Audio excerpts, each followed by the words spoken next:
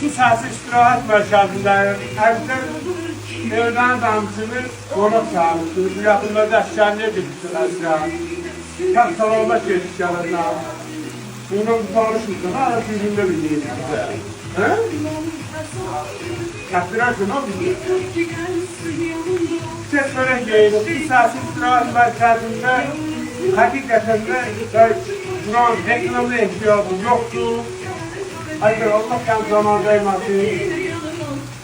Aranız bakası hazır mısın yani?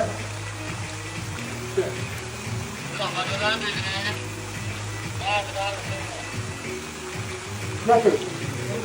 Sana sağ olun. Hep salamet gelmiş yarısı. Her şey içinde sağ olun. Allah'tan zaman vermesin. Sabah yedisi, Ergan böyle saçını pasporlu diye. Sağ ol. Koçumda şavalarda biter, cemaat için çok şırıntı neşilir size. Şavala da kadar içeceğim.